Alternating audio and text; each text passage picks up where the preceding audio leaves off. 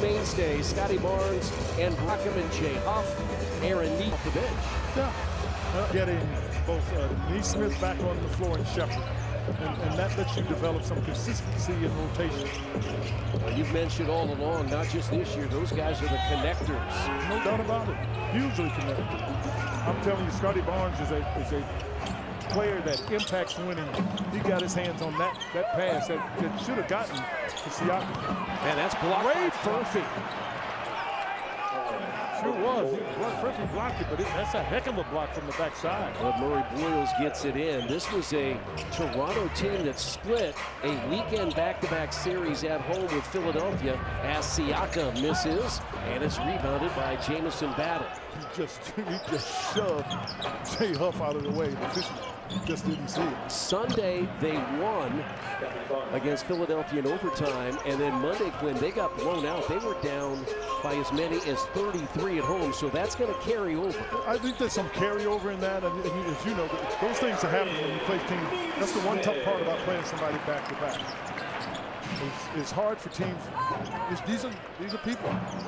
Just all of a sudden, human nature takes over, and you don't have the same intensity. That's why I said there's carryover from the standpoint. That did not sit well at all with this Toronto team. And he's one of the reasons why. I'm telling you, Murray Boyles is a really good inside player and a rebounder. And what's interesting, Quinn, is he's undersized. He's only 6'7". Yeah, but he's got a great feel. Furphy at the rim, and that's a foul. Line 11 of 18 on the year, and now 11 of 19. That's been an area. Furphy has the second on the way and missed them both. You want to stay in that lineup, and you're not scoring points, in fast breaks, something, you got to make them at the line.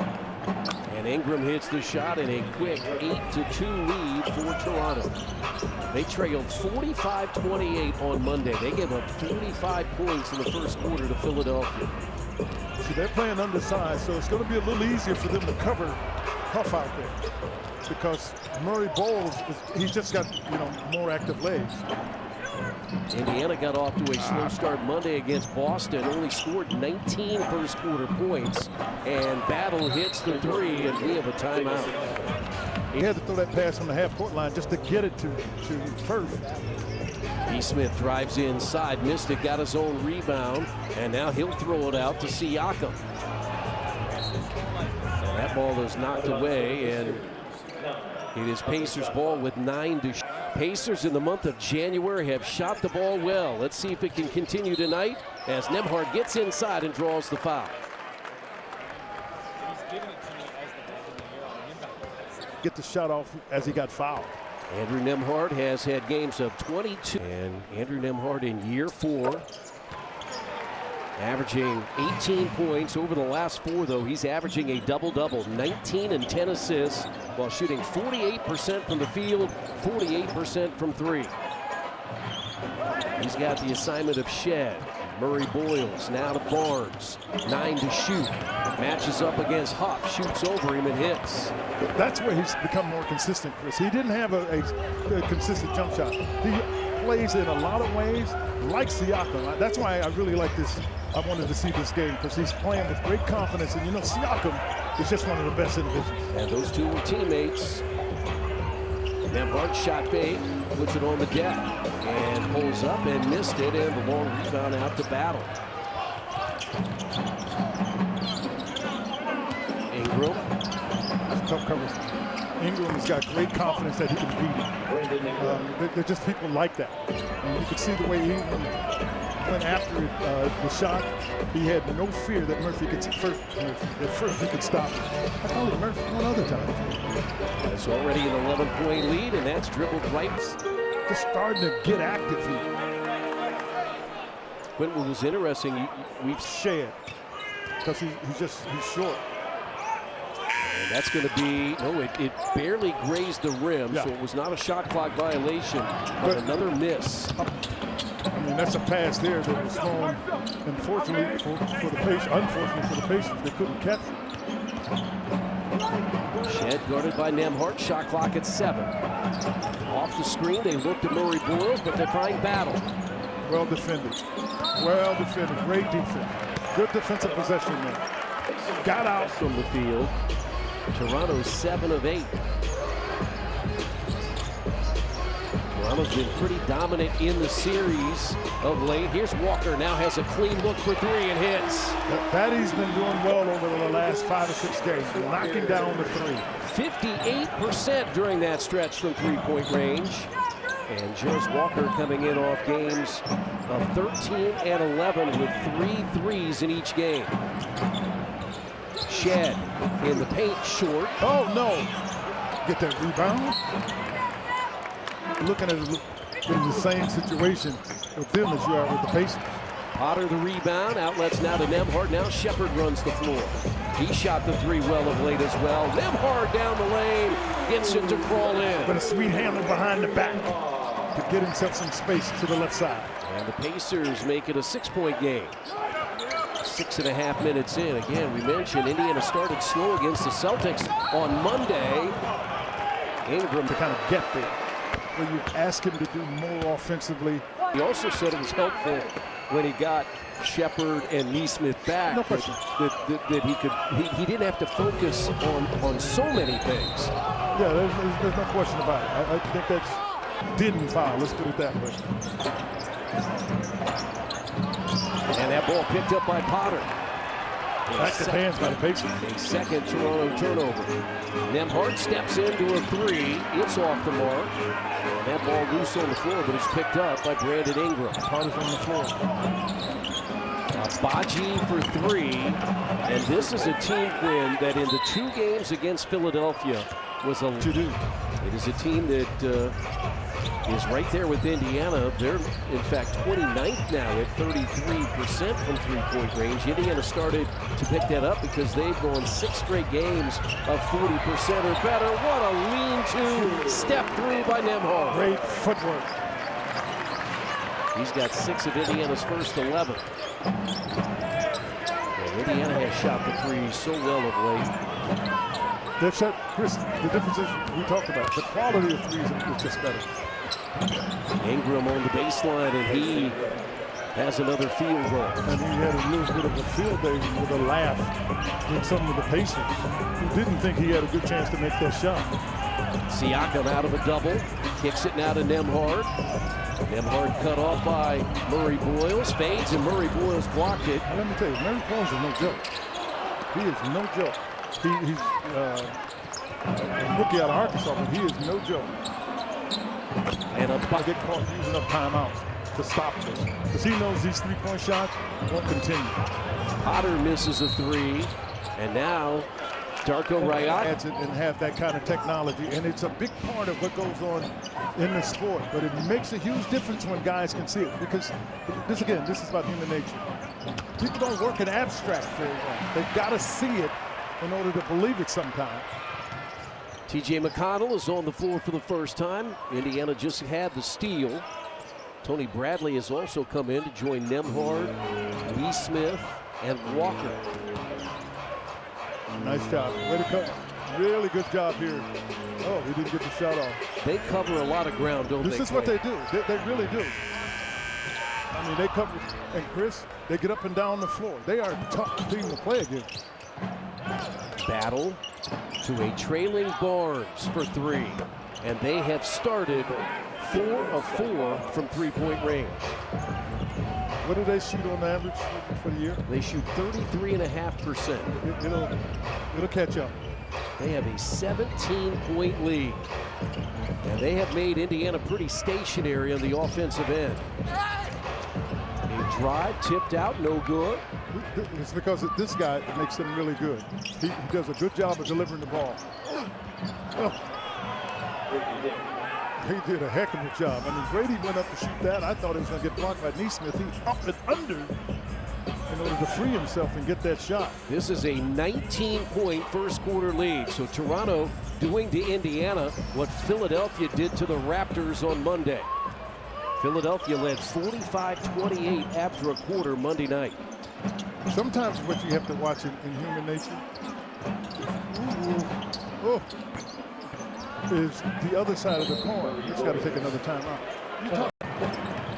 I'll tell you what, Toronto had a lot of pace in that first quarter. Boy, here's Grady Dick at the rim, and he adds 2 more. I mean, they have had every... Is that their second delay? Yeah, it sure is. That's been the only thing they've done wrong. 18 of 22. Yeah, they got off and made jump shots, and once they did that, you got to chase them.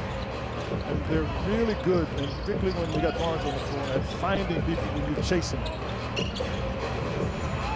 Furphy for 3. Got the long 3 after he missed his first 2 free throws. Johnny Furphy shooting 36% from behind the arc. I just like the fact that he was that aggressive. Ingram to a cutting Barnes. It's stolen by Indiana. Probably got popped free by McConnell. And Quentin Jackson inside, no good. Rebound Siakam. McConnell for 3. And it's rebounded by Ingram. Indiana has McConnell, Furphy, Siakam, Jackson, and Shepard. And look at Grady Dick. He has a 10-point first half. Yeah, but the Pacers have to communicate that. He came down the court. This was after a miss. Chris, and in the secondary break, he gets free, and there's no communication who will pick him up. Shot clock down to 8. Quentin Jackson for 3. That'll help loosen that zone defense up. Again, Indiana 6 straight games of 40% or better from three-point range. In the month of January, #1 at 43%. Barnes is short. Siakam the rebound. Siakam steps into a 3 and hits. First points for Pascal Siakam. 8 of his last 9, 20 or more points. Had 21 points, including the game winner on Monday. Tipped away by Barnes. Let me tell you something. That is one big-time play there. He knew he couldn't catch it, and he tapped it out to his teammate. And because the Pacers had Barnes covered up. 17-point Toronto lead. Siakam goes inside, tosses it in. little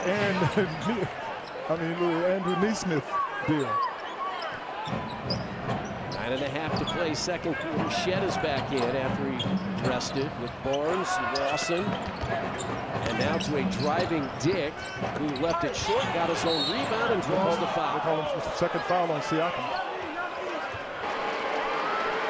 Speaking more about Scotty Barnes. That's positionless basketball that they do great things with. Pacers guy can't let a guy get another rebound off of a free throw. Yeah, he missed the free throw and then got his own rebound. And it leads to a basket from Ingram. Pacers coming in, riding a 3-game win streak, 2 straight here at home. But it's been all Toronto on this Wednesday night. Siakam inside, gets it. 7 now for Pascal. He was scoreless in the opening quarter.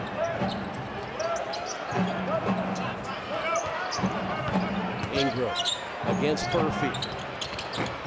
Rebounded by Quentin Jackson. Still got to push it up, though. You still have to establish the pace, because you got to find a way to get by their defense. And the way to do that is quick. Jackson got around Dick, but Huff can't make it happen on a 3-point miss from the corner. Ingram bumps it out, Lawson, and there's another 3. What Rick Carlisle's doing is trying to slow this down just a little bit and trying to make sure. One of the issues becomes when you play random basketball, you got to make sure you get the ball in the right guy's hand. And they wanted it in Siakam's hand. Connell. Tough shot. Yeah, that's a tough shot for him. That was kept alive by Siakam. Pop They'll be there. spins. He can't get there. With this team, he can't get there. Quentin Jackson for a second 3. 36% on the year. Jackson coming in off games of 6 and 8 in the wins against Miami and Boston. And this has been a tough matchup over the years for the Pacers as Dick fires and misses. Toronto's won 6 of the last 9, including 3 of the last 4 here at Gainbridge Fieldhouse. You're right. This has always been a tough matchup for the Pacers because of the way they play. Furphy. This Toronto team, it brings me out of Philadelphia. Yes. Find the open man. He mentioned that Pascal is one of the Pacers' best distributors. And in that first quarter, I looked at the box score after the first. He had only had one field goal attempt. It was 0 for 1, waiting, perhaps because he was seeing that defensive attention, trying to get his teammates involved. Well, I think it's something, you're right. I think it was some defensive attention that J-Hawk blocks that shot. Team performance against Miami with one of his best shooting nights of the year. Against Boston on Monday, he was 10 of 15. Shot clock down to 3. Ingram spins, and it's blocked again by Huff. Really nice job. And now a blocking foul. But is that a take foul? Won't call it today. That's Jamal Shedd's first foul, team foul number 2. And they try. Great play. He tapped the ball to the backboard because I think some of the fans thought that maybe one of the Raptors hit that, but it was Huff that batted the ball, as you said, that ended up hitting the back of the backboard. Yep. I think that's what they didn't see. It hit the back of the backboard. Jamison battled with the hoop. He's making his second start of the year. You got to drive past these guys. They put so much pressure on you. You got to be able to drive past people. And Jarris Walker. And Murray Bowles plays their center position. And he's the rookie out of the SEC, and he's fouled by Huff. So what you have... Sims averaged 17 points, 8 rebounds as a sophomore. He's got 7. And Murray Bowles has 8, and that lead is 19 now. Look who they put. They got Barnes on Nembhard in an effort to try to make it difficult with that length for him to get going where he's going. Now, I wouldn't be surprised if Barnes asked for it. Sheppard in the corner. You got to be able to ball fake these guys because they cover a lot of territory. See how difficult the shot is? And you've got to get them out of position.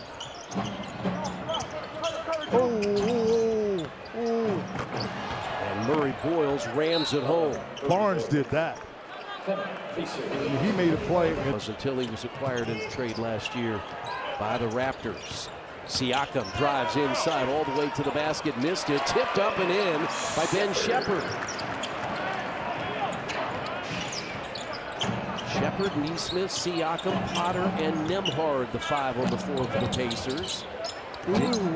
Sorry, Chris. You don't dare a guy to shoot it from 12. You're daring to shoot it if he's not a good shooter at the three-point line, not from 12 feet. Brady Dick having a game. Yes. He's got 13. And he's part of the problem for the Pacers because he's come off the bench to your point. To get 13 points, that's big. Yeah, he's their leading scorer. They had 3 starters with 10. Neesmith's going to have to get it up, and he does, and it's blocked by Agbaji. And Agbaji missed it because it was challenged by Neesmith. And now Neesmith, though, is called game as well. No. You're not avoiding the Denary. I'll come back to that. And they do miss. Their rebounding ability is top-notch, so they're 24 of 37. They've missed 13 shots. They have 6 offensive rebounds. There are not too many possessions the Pacers have been able to close out. No, the rebounding situation is what? 22 to 10. 22 to 10. Back to my Agbaji story. Okay. I said he's having a game. He comes in off the bench, hits 2 threes. He was shooting 16% coming in. Okay, that's fair. 7 for 43. That's not a good story. That's a great story.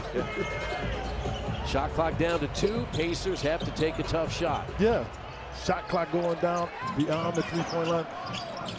This may be one of those games, Chris, that Coach Carlisle is going to let these guys adjust. That's how you impact winning. At least he's done that in the first half. This is a Toronto team that started the season 1-4, and then they won 13 of 14 from October 31st to November 26th, and a big reason why right now they have the 4th best record in the East. I think that's the critical thing that people have to keep in mind. They've got the 4th best record in the East, and I don't think most thought that was going to be. Of the year for the Raptors. This completes the first half of the season for the Pacers, who were 9 at all.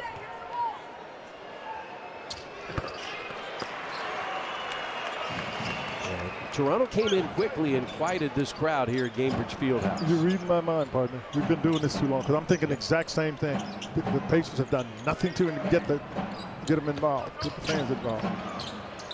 Battle. Bradley, the rebound. Jamison Battle started his career at George Washington, played at Minnesota, finished at Ohio State. Neesmith threw it away. Battle the other Great day. effort by McConnell. That's a McConnell. A little different type of McConnell. We're taking it. Chris, we're taking anything we can get to at this point. And he answers with the basket. Pretty good find there.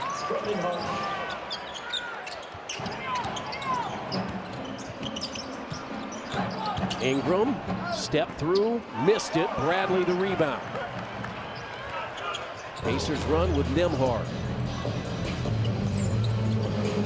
The thing the Pacers haven't been able to do is to get the ball started on the offensive end and keep it moving off the pass. Siakam stops and misses short. Neesmith, catch and shoot three. It's off the mark.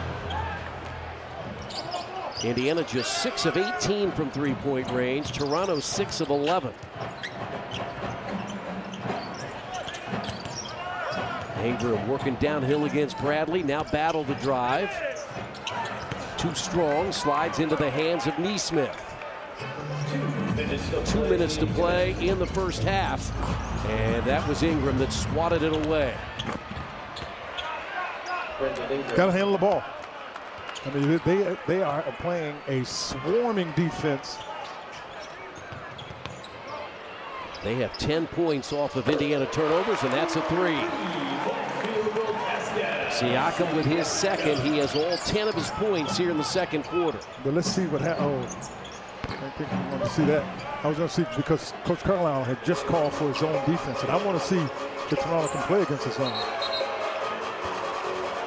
And that